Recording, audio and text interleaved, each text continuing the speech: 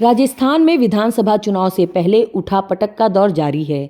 जाट नेता ज्योति मिर्धा ने कांग्रेस का साथ छोड़कर भाजपा का दामन थाम लिया है।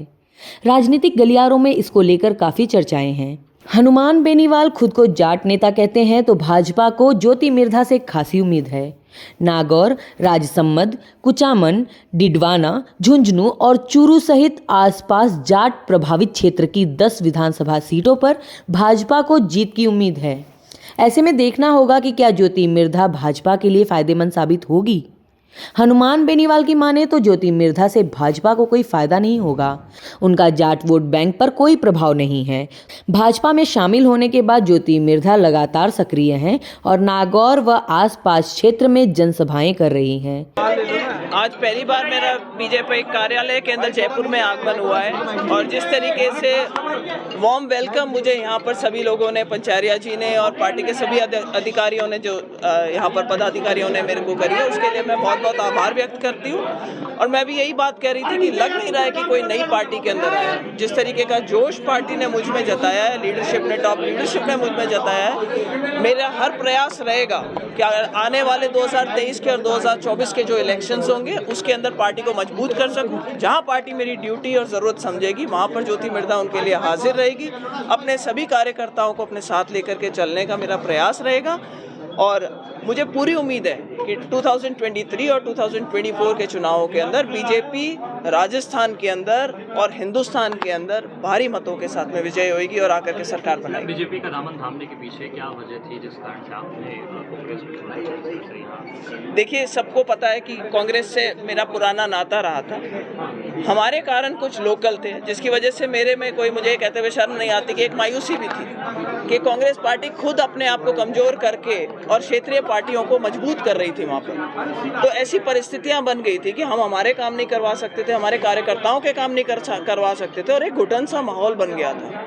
मीनवाइल बीजेपी की जो टॉप लीडरशिप थी उन्होंने मुझे अप्रोच करा, उन्होंने मुझसे कहा कि हम चाहते हैं आप बीजेपी ज्वाइन करें।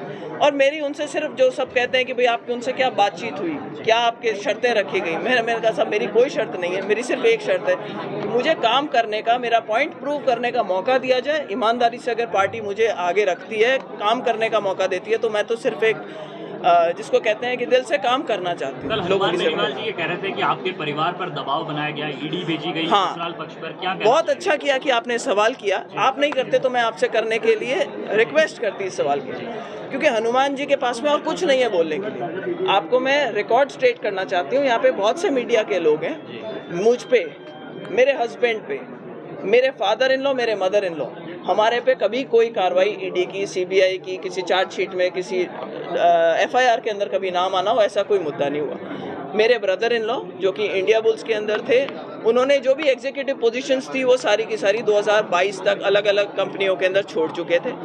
आज की तारीख में 2022 के बाद से मेरे किसी परिवार के सदस्य के ऊपर कोई ईडी, सीबीआई या किसी प्रकार की कोई जांच लंबित नहीं है, कोई एफआईआर नहीं रखी हुई है।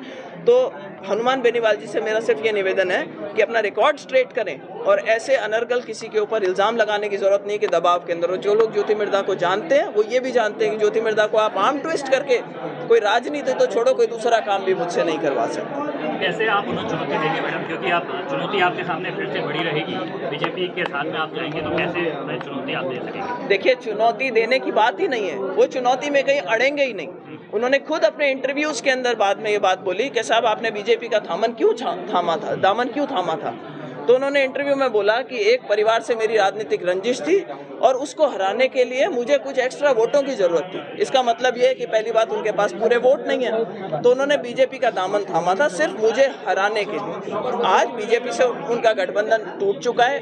कांग्रेस के अंदर नेता खुले में उनकी खिलाफत करने के अंदर आ रहे हैं कि ये जो अंदर खाने, जो आप गठबंधन की बातें कर रहे हैं या ठगबंधन की बातें कर रहे हैं, इनको बंद करिए। हम नहीं चाहते कि आप अपना काडर कमजोर करें।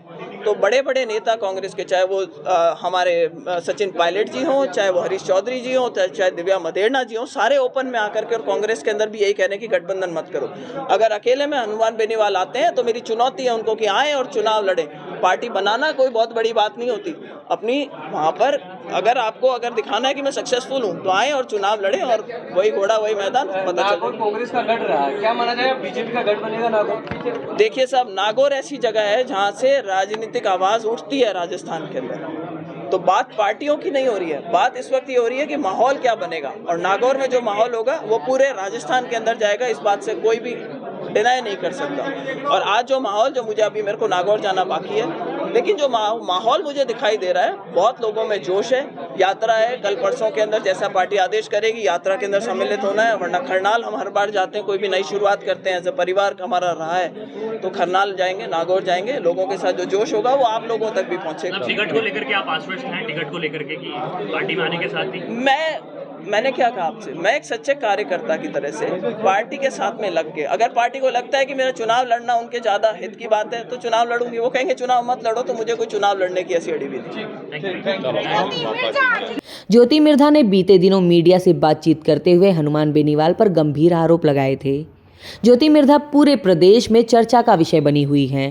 कहते हैं राजस्थान में जाट और किसान जिस पार्टी के साथ हैं वो सत्ता में काबिज होती है। ऐसे में बीजेपी हो या फिर कांग्रेस, दोनों ही पार्टियां जाट और किसानों को लुभाने में लगी हुई हैं। उनके नेताओं को बड़े पद दिए जा रहे हैं। ज्योति मिर्धा को साल 2024 में लोकसभा चुनाव में लोकसभा का उम्मीदवार भी माना जा रहा है, लेकिन विधानसभा चुनाव में ज्योति मिर्धा की परफॉर्मेंस पर ही उनके आगे की राजनीति निर्भर है।